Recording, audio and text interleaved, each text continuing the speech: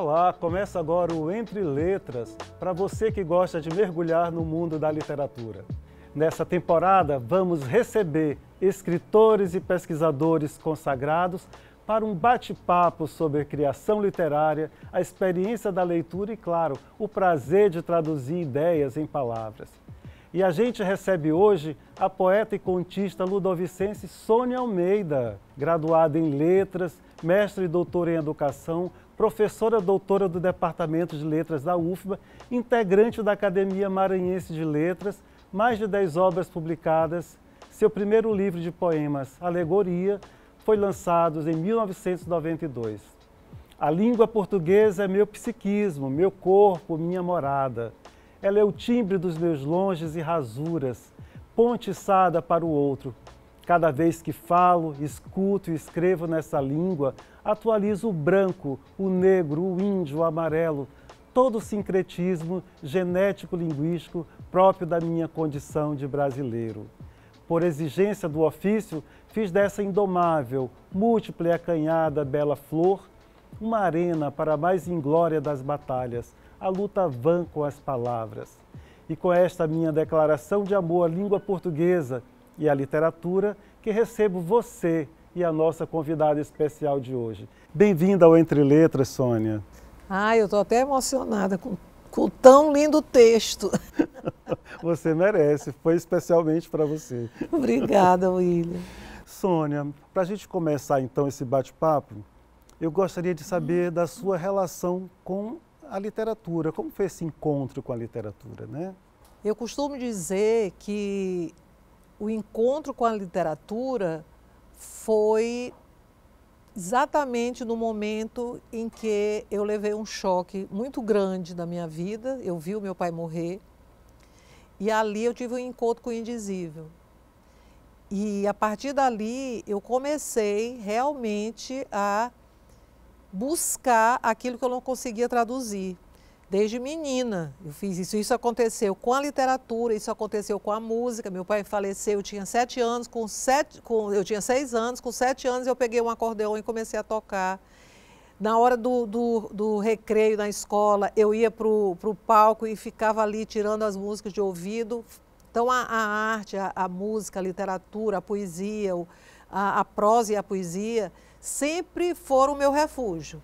Interessante, né? Porque não existe criação sem o vazio, né? E é muito interessante porque você disse, né, exatamente dessa experiência radical com o vazio, que é da perda de um pai, né?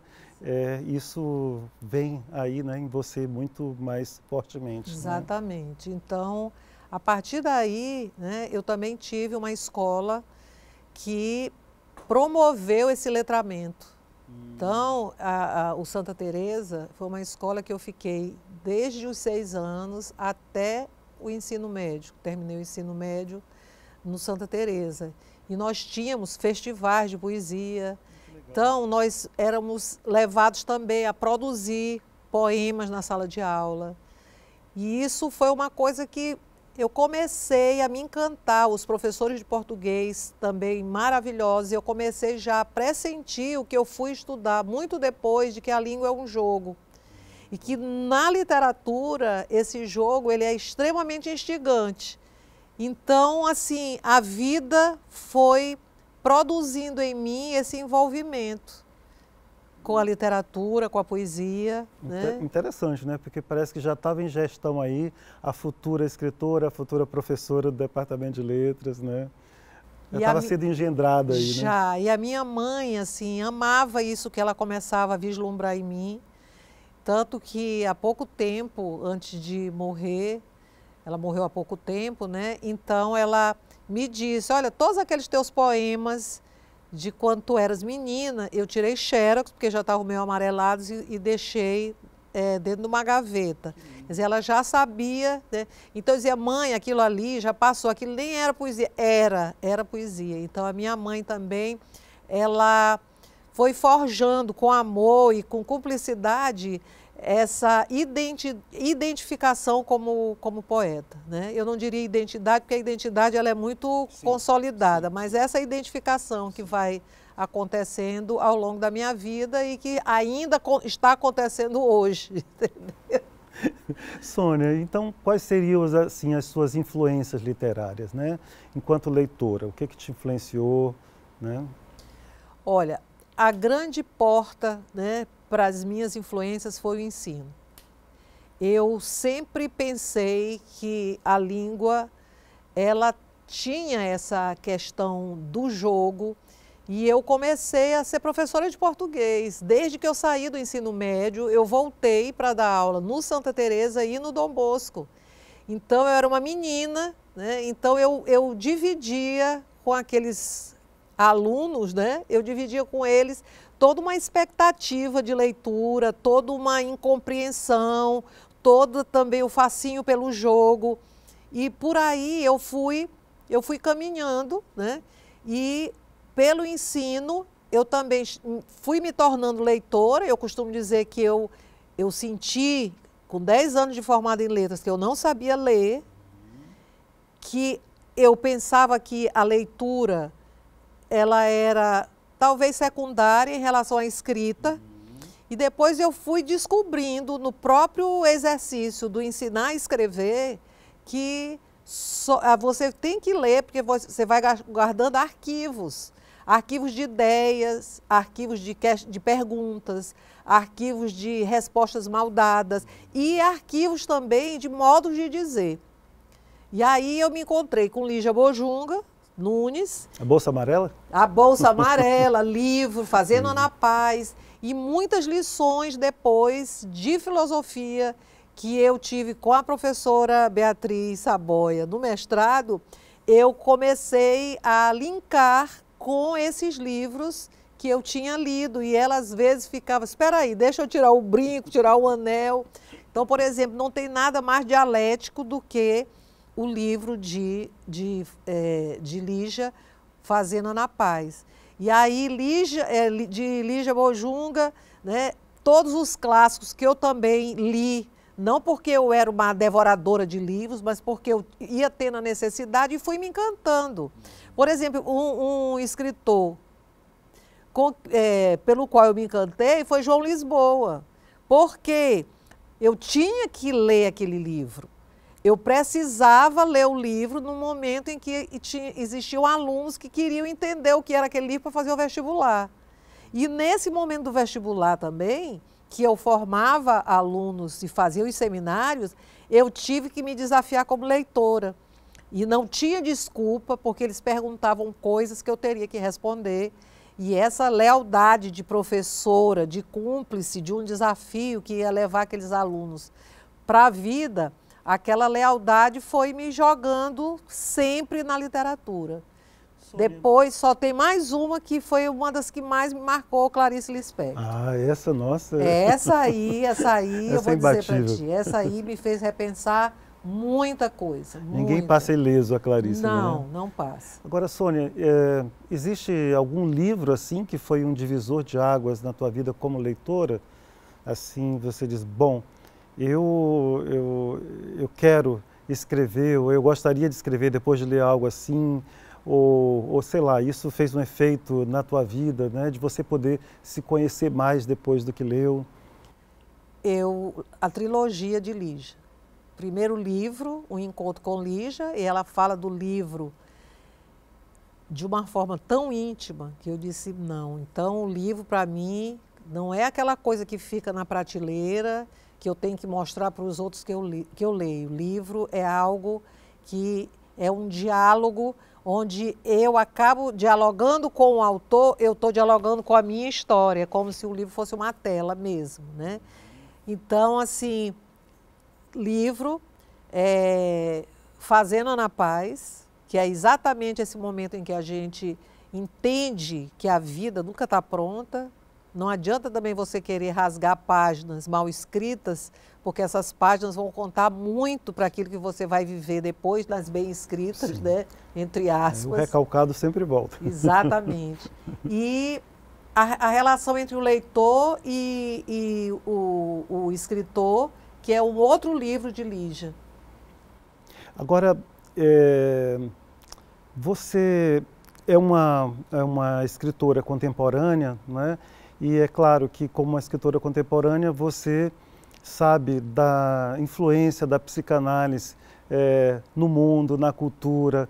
Enquanto professora e escritora, qual o impacto, o impacto, diria assim, né? Como você se serve, né, desse conhecimento da psicanálise? Na verdade, a psicanálise, ela sempre está na vida do escritor, mesmo que ele não saiba, né? Porque esse indizível é o inconsciente, né? E então, assim, mas teve um momento no doutorado que eu participei e fiquei participando depois do final do doutorado, durante 10 anos, no grupo de pesquisa em linguagem e psicanálise. Não sei se o nome do grupo é esse exatamente ainda, acho que mudou, na USP. E lá eu tive contato com uma psicanalista, professora de Letras e Educação, professora Cláudia Riolfi, e com o meu próprio orientador, que é o esposo dela, professor Valdir Barzotto. E ali eu enfrentei mesmo o dizer aquilo que muitas vezes pode parecer que não tem sentido, mas faz todo sentido. Então, a psicanálise me levou exatamente para entender que um professor de linguagem, qualquer professor, mas principalmente um professor de linguagem, ele não pode lidar só com o aluno a partir de sua consciência, mas ele tem que lidar a partir de sua inconsciência, do seu inconsciente, do seu inconsciente, né? Porque é o sujeito do desejo. E aí o ensino, ele deixa de ser transmissivo e repetitivo e passa a ser uma transferência, um amor de transferência. Que é inesquecível, segundo Freud. A gente não esquece, né, aquilo que aprendeu sobre o amor de transferência. Não esquece. Não é? Bom, vamos para um pequeno intervalo agora. Não saia daí, hein? A gente volta já já com mais Sônia Almeida.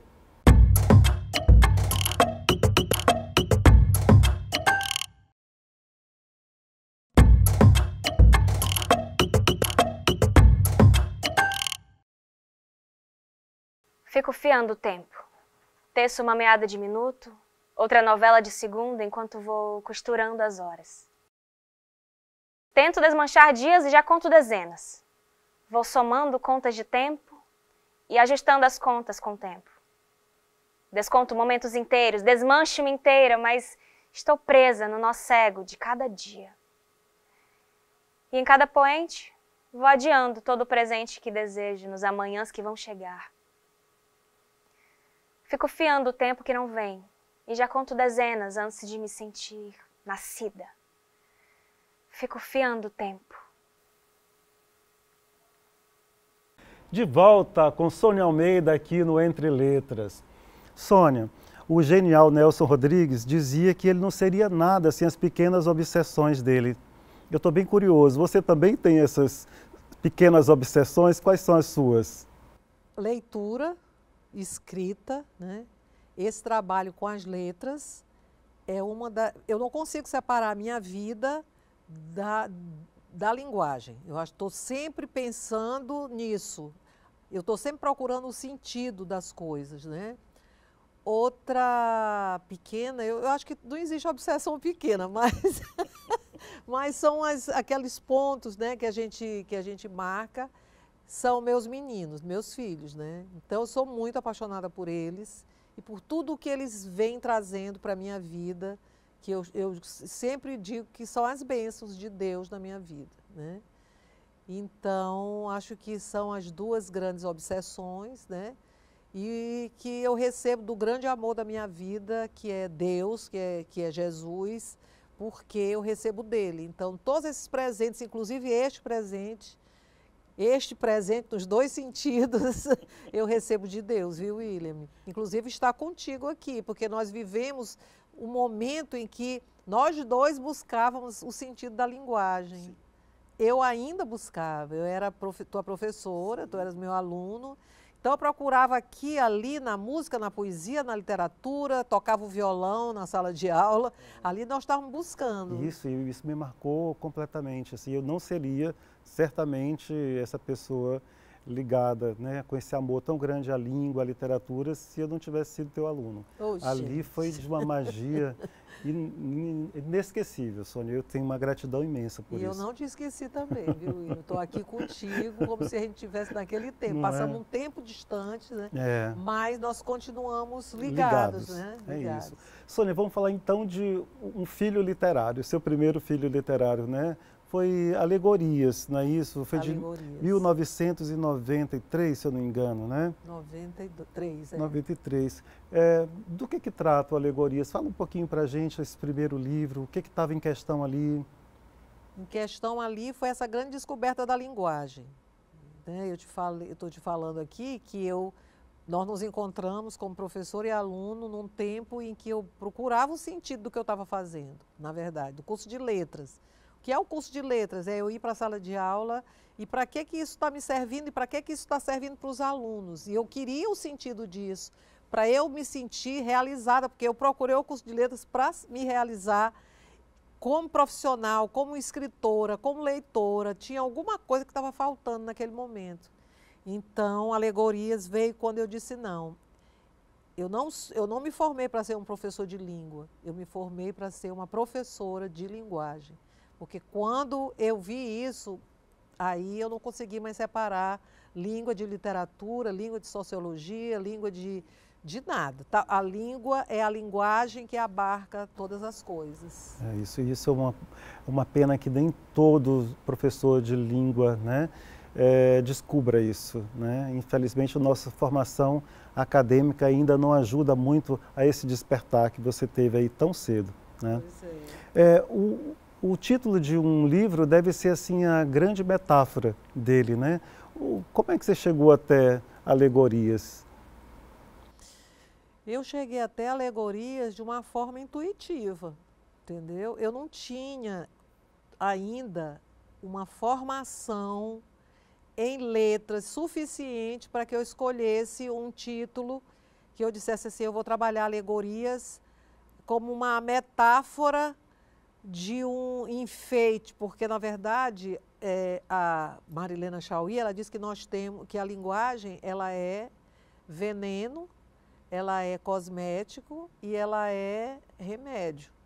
Então assim, e a linguagem ela é essa grande alegoria, porque por mais que a gente queira dizer, a gente não consegue dizer. Hoje eu entendo por que alegorias. Na época eu disse isso, mas eu não sabia por que eu estava dizendo não. De qualquer modo, o sentido só vem mesmo depois, não só depois, né? A sua produção se alterna entre acadêmica e literária. Como convivem dentro de você a escritora e a pesquisadora acadêmica? Olha, essa é uma pergunta que muitas vezes as pessoas me fazem assim, mas cadê a poeta? Cadê teus livros de poema? Nunca mais tu escreveste. Eu acredito, pela própria experiência, que o poeta, ele não é poeta só porque ele escreve verso. Você pode escrever uma obra inteira e não ser um poeta. Sim. O poeta, ser poeta é um temperamento, tanto que o próprio Nauro, né, ele escreveu dizendo, ser poeta é duro e dura. Olha, ser poeta é duro demais, porque você tem uma visão assim, antecipada das coisas, sabe? E isso às vezes dói muito no poeta. Então, meu grande privilégio foi ter escolhido, né? Foi escolhido a USP com o meu orientador, o professor Valdir Barzotto, para que eu realmente entendesse bastante isso. Eu me lembro que o primeiro texto que eu escrevi para ele, eu falei da escrita como poço. Né? Então, é jogar o balde, escrever é como tirar água do poço. Então, assim, essa escrita como poço, eu fui até a metade do texto. E depois eu me lembrei, eu estou escrevendo texto científico. Aí eu larguei o poço e ele leu, e a primeira orientação que eu tive dele foi: você deixou a metáfora e a poesia na metade. Você precisa ir até o fim com ela. Em vez dele dizer, tire poesia e metáfora do seu texto, porque você está falando sobre escrita e é academia, não, ele disse, não, você vai retornar ao seu texto e vai trabalhar a metáfora do começo ao fim. Que sorte ter um professor como esse, não é? Pois é. Você também, eu tive você e você teve ele. Somos sortudos. Ele é uma graça. Uma vez eu estava na porta da USP, eu tinha apresentado um trabalho para ele, que era uma pré-qualificação no doutorado. E quando ele me olhou, ele disse, eu vinha pensando em você. Ele saiu e voltou para a aula à noite. Ele disse, escute aquela música de Caetano que Gal Costa gravou, Vaca Profana, põe teus cornos para fora e assina da manada. E eu fui embora e disse, esse homem não é muito certo da cabeça, não. E depois eu fui me lembrar que eu tinha lido em Guimarães Rosa, quando ele diz, o que eu entendo dos homens foi com o traquejo dos bois que eu aprendi. E aí eu linkei as duas coisas e fui ver realmente, quando a gente produz um texto, que é o texto nosso, aquilo é uma manada, é uma boiada. Mas o chifre tem que aparecer para o texto ser seu, né? É o estilo, né? O chifre é o estilo. É.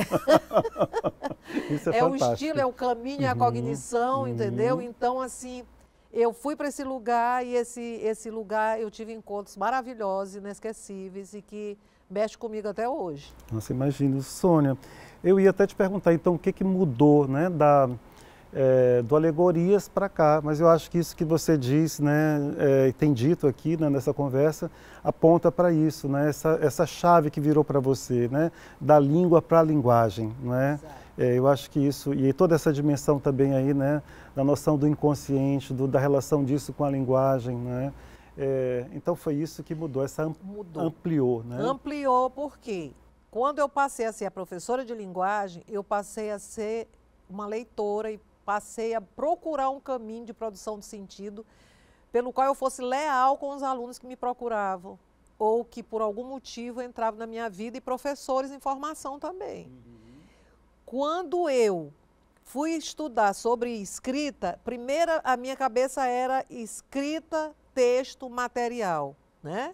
A materialidade linguística. Quando eu fui fazer a minha pesquisa sobre escrita, eu vi que eu não estava fazendo uma pesquisa sobre texto. E aí eu tive que linkar com aquela ideia que eu tinha tido de linguagem, eu tive de linkar com outra coisa. A escrita é diferente do texto. A escrita é a enunciação, é aquele que vem antes do texto.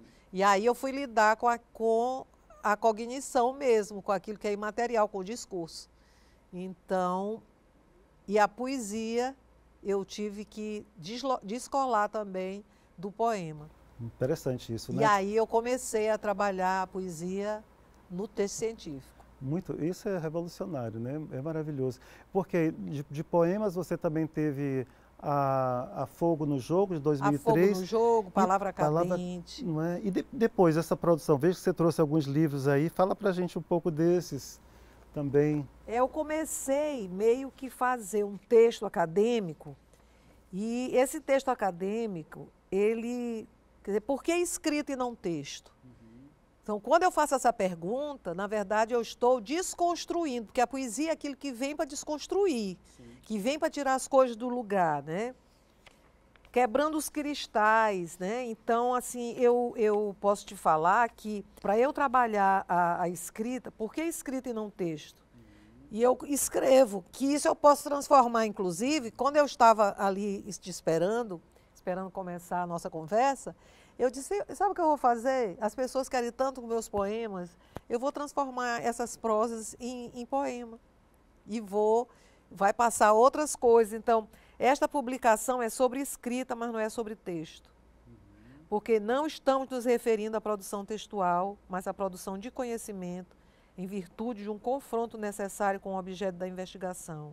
A singularidade nas produções universitárias. Então, essas produções mais recentes, elas dizem respeito, então, a essa dimensão da poética no texto... Da poética no texto acadêmico. Inclusive, lá no nosso grupo de pesquisa, na USP, o que ele fazia? A gente lia psicanálise, a gente lia o texto teórico da linguagem e líamos um texto literário. Sônia, e o que está vindo esse ano? Você tem alguma publicação? Você tem alguma coisa em vista aí? Para esse ano, o que o leitor pode esperar? A minha última publicação desses termos que eu estou te falando, porque agora eu organizei uma revista, eu tenho inclusive um artigo lá que é a revista do Conselho Estadual, que eu sou a presidente do Conselho Editorial do Conselho Estadual. Mas, nesse livro aqui, que é o último, Imigração e Herança, ensaio de pesquisa, esse livro, eu trato por exemplo, a língua ou a herança. Isso aqui dá muito poema, entendeu? O que é isso? E eu mudo o estilo da linguagem acadêmica, mesmo sendo um ensaio de pesquisa. Então, puxando o assunto. Uma era imigrante, a outra quase que ia sendo. Uma brasileira na Alemanha, casada com alemão, a outra brasileira no Brasil, casada com austríaco. De forma direta ou indireta, aquele assunto lhes dizia respeito. Ambas tinham motivos pessoais para aquele interesse pela mala de herança, abrindo livros para imigrantes ou escrevendo livros sobre imigrantes. Então, esse livro aqui, eu falo inclusive do Juve, sobre leitura e tudo, mas eu não coloco citação. É como se fosse um diálogo entre mim e a Andréa Menescal sobre um outro livro. Então, assim, é uma outra forma de escrever literariamente aquilo que talvez a academia não aceite, entendeu? Mas eu acho que hoje eu já tenho essa liberdade. Tem, com certeza você conquistou, com certeza. Sônia, podemos então para um rápido bate-bola? Sim. Ai, ai. Escrever para você era o quê? Escrever para mim é jogar o balde para tirar a água do poço. Por que você escreve?